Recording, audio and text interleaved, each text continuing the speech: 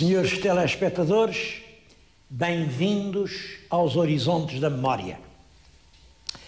Vamos hoje falar de uma grande figura e de uma grande época, porque realmente é uma figura que fez o retrato de uma época. Já viram? Estou junto de um retrato de Rafael Bordalo Pinheiro, o genial caricaturista. O retrato é particularmente notável por uma razão. É pintado pelo irmão, o columbano. O columbano Bordalo Pinheiro, como toda a gente sabe, é, por muita gente, considerado o maior pintor português de qualquer época. Bem, se é o maior ou não, estas coisas são difíceis. Foi um extraordinário pintor, não há dúvida nenhuma. E era assim que ele via o irmão. Penso que é um retrato fiel. É uma expressão cheia de simpatia e de bondade. O Rafael Bordalo era um homem que encarava tudo, os seus semelhantes, numa ótica de realmente amistosa. Parece que todos lhe eram queridos, mas, por outro lado, um olhar vigilante. Ele olhava para tudo, reparava em tudo e não lhe escapava nada. Foi isso que lhe permitiu, durante o meio século que viveu, porque ele representa a segunda metade do século passado. Ele nasce pelos meados do século, em 1846, e morre ao começar o século seguinte, em 1905. É esse Portugal, essa Lisboa da regeneração, do comboio, do Fontes, do rotativismo, dos últimos reinados que ele nos descreve. Vamos ver como.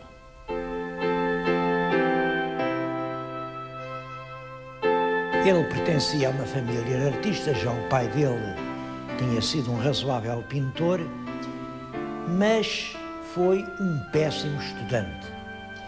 Ele não gostava de estudar. Matriculou-se em Belas Artes, mas desistiu.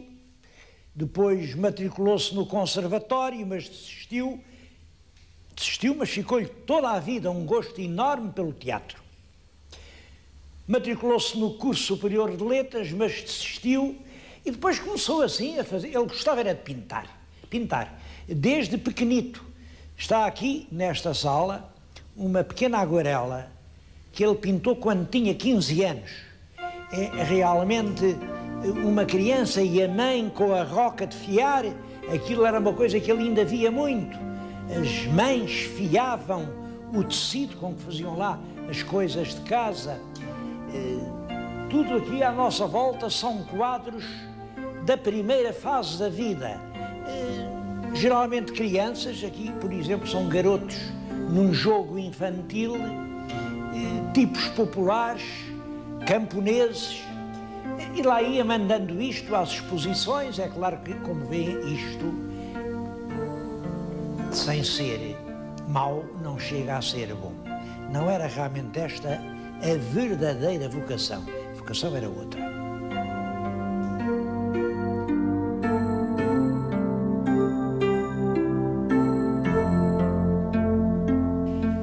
O gênio de Rafael Bordalo revela-se principalmente na caricatura política. A partir de 1875, ele foi editando revistas. A primeira das revistas célebres é esta, é a Lanterna Mágica. A primeira e a mais rara. Eu queria-lhes mostrar, nesta revista, primeira, duas caricaturas. Isto aqui é como o governo gasta o dinheiro. É tudo a pagar comboios, a deitar o dinheiro aqui, nas goelas das locomotivas, dos comboios. Aqui era como devia gastar. Era com as escolas primárias. Porque estão assim, neste estado, rotas, pobrezinhas. Uma outra caricatura. Isto é a parada 24 de julho desse ano de 75, é o que o governo mostrou. Mostrou 100 canhões reluzentes. O que devia ter mostrado eram 100 escolas primárias novas, 100. Mas isso não mostrou. As escolas estão todas a apodrecer, estão todas assim.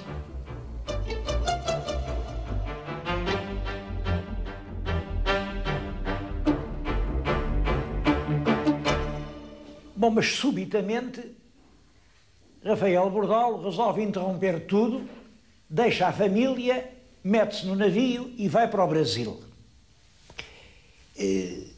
Tenho diante de mim 2 páginas em que ele relata essa viagem. Está além no tombadilho do Potosí, que foi o navio onde ele viajou, conta os pavores noturnos, depois a alegria da chegada, os amigos que o levantam aos ombros, o espanto da sociedade brasileira que ele foi encontrar civilizadíssima, os sonhos, talvez os primeiros terrores. Mas a verdade é que a viagem liquidou-se por um fracasso tremendo. A imagem que ele conserva desses anos é profundamente triste. Está aqui, isto é um dos melhores desenhos do Bordalo, o Dia de Finados, e representa o enjeitado, a criança que ninguém quer. Está com uma mãe cheia de jornais. Há ali um desenho ainda mais triste. É o próprio Bordalo, que ele acabou por mandar ir a mulher, que se vê aqui, e a filha mais pequenina, a Helena, e está ele a uma varanda no Rio de Janeiro a pensar em Portugal. No céu vêem-se esboçadas imagens da infância, é a escola, é o nascimento de um filho, mas o que me impressiona mais é esta dedicatória que ele escreve aqui. Neste momento de dor imensa, longe do meu país e de tantos a quem amo, envio-te uma saudade profunda. Bom, a verdade é que aquele feitio alegre no Brasil parece que não funcionou. As pessoas ofendiam-se com as graças dele. Chegou a haver 2 tentativas para o matarem. Bom, finalmente, passados 4 anos, ele volta a Portugal, funda outra revista, o António Maria. E o António Maria é o que vai fazer a celebridade de Rafael Bordalo.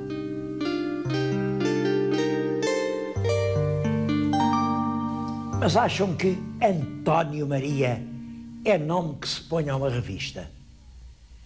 Porque não há de ser Manuel Francisco, ou Francisco António, ou Zé Maria. Ele lá sabia é que António Maria era o nome do mais ilustre político do seu tempo. Durante quase toda a vida do Bordalo, quem governou este país foi realmente um grande homem, chamado António Maria Fontes Pereira de Melo. E eu queria lhes falar exatamente nisso, no Fontes. O Fontes foi ou não foi um grande homem? Isso ainda hoje se discute, porque o Fontes, que em minha opinião foi realmente um grande homem, teve o azar de, ainda na vida dele, encontrar outro grande homem, que se chamava Oliveira Martins. E Oliveira Martins discordava completamente da política do Fontes, porque Oliveira Martins estava avançado em relação ao Fontes muito tempo, mais de uma geração. Oliveira Martins falava uma linguagem política e o Fontes falava outra, e, portanto, é muito fácil para quem vem depois dizer mal de quem esteve antes. E essa é a sorte de Oliveira Martins.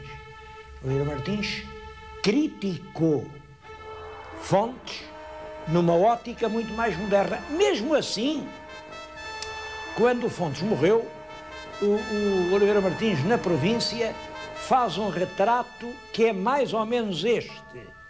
Bom, o senhor Fontes, como ele diz, o senhor Fontes sarjou, a sarja, eram muitos riscos, sarjou o país de caminhos de ferro, abriu-o de par em par ao capital estrangeiro. Nós entramos na Europa capitalista. Foi um bem? Foi um mal? Oliveira Martins era suficientemente inteligente para pôr essas perguntas. Mas a verdade é que foi realmente Fontes Pereira de Melo quem integrou Portugal na Europa. Antes de Fontes, como diz o historiador Joel Serrão, nós éramos um país atolado em rotinas ancestrais. Eu fixei esta frase porque acho-a exemplar. Um país atolado em rotinas ancestrais. Vem o Fontes era estadista, mas não era formado em Direito. Era um estadista engenheiro, um tecnólogo, um homem que acreditava no comboio, na estrada, na máquina, no progresso. Acreditava que são os grandes instrumentos que fazem andar o tempo para a frente. Não são os argumentos que toda a gente fala, mas que fazem parar o tempo e só nos fazem andar para trás. Fontes fez em Portugal uma revolução sem tiros. E talvez a maior revolução de todas, a revolução do comboio. Eu ia dizer que ele governou Portugal desde que foi eleito chefe do Partido Regenerador. Isso aconteceu em 1858, até à morte em 1887, portanto 30 anos. É claro, ia dizer, não digo, porque nessa altura usava-se o rotativismo. Os regeneradores estavam um número de anos no poder, depois o rei entendia que já estavam gastos, demitia-os, mandava fazer eleições. Claro, as eleições davam sempre a vitória ao novo governo, que o rei tinha escolhido no partido contrário, que eram os progressistas. E assim, progressistas, regeneradores, mas toda a gente sabia que mesmo quando estava na oposição, Fontes tinha um poder enorme. Aqui está uma caricatura de Bordal. O Fontes é este. Ele representa sempre o Fontes com a coroa. Quer dizer, o Fontes manda tanto como o rei. Lá está ele, a empurrar para a frente um outro presidente do Conselho, que aqui leva ao Ministério, a apresentar ao rei Dom Carlos. Lá está ele, coitado. Evidentemente, quem carrega ao Ministério, vejam-no, é o Zé Povinho, com uma grande albarda. Bom, aqui outra. Lá vai o Zé Povinho, com a sua albarda. Quem puxa a reata? Claro que é o Fontes. É o Fontes que leva o povo pela reata. Aqui estão a fingir que dão um bolo ao Zé Povinho. Quem é que faz o engano? Lá está ele. É o Fontes, com a sua coroa. O Fontes, lá está ele. Agora está a mandar dar uma carga de bordoada no Zé Povinho. O Fontes está presente em tudo. E à primeira vista, dir-se-ia que Rafael Bordalo era um inimigo de Fontes, que nunca lhe entendeu a grandeza.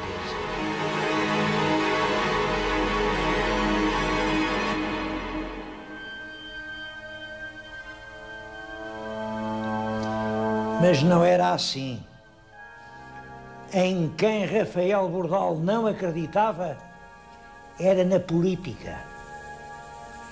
era na finança, era na economia, era no Parlamento. Estão aqui algumas das caricaturas mais célebres. Elas estão numeradas de 1 a 4. Sigam a ordem. A política, a grande porca. E olhem os bacurinhos que ela tinha. Reparem. A finança, o grande cão. Um cão esquelético. A coleira tem o déficit. Anda aqui a farejar o lixo. Não consegue resolver o problema. A economia. A economia é uma galinha choca. Uma galinha choca, está a chocar aqui uns ovos. Os ovos dizem amortizável, Banco de Portugal, dívida externa, dívida consolidada, dívida interna, dívida flutuante, dívida externa. Isto é o que dizem os ovos. Porque quem aqui canta de galo está ao fundo e chama-se empréstimo. Somos uma economia a viver de empréstimos. Finalmente, a retórica parlamentar é um papagaio. Saem muitas frases, está sempre a dizer a mesma coisa. Peça a palavra, peça a palavra, peça a palavra, peça a palavra, peça a palavra. Realmente, Bordalo não acreditava numa política assim. Eu queria aproveitar este ensejo para lhes falar num livro. Vim conhecê-lo aqui ao museu, não sabia que ele estava publicado. É um belíssimo livro, chama-se Fontes Pereira de Melo nas caricaturas de Bordalo Pinheiro. E tem centenas e centenas de caricaturas explicadas. É, portanto, a história de uma época e queria dizer-lhes isto. A última caricatura é esta. Fontes morreu. Os pigameus que lhe disputavam a sucessão acotovelam-se, mas nenhum deles consegue chegar sequer aos calcanhares do gigante.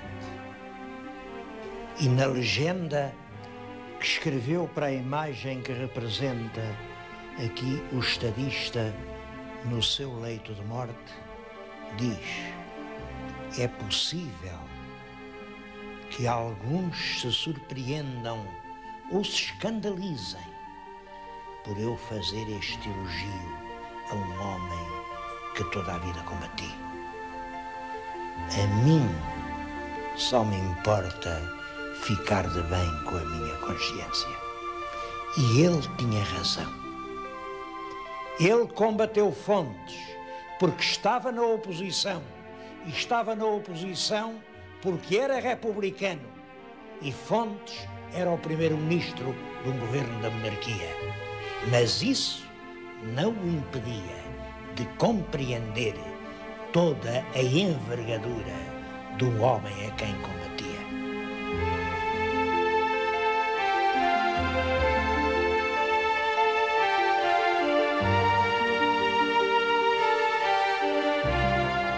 Rafael Bordalo acreditava que com a República se poderiam resolver todos os problemas portugueses.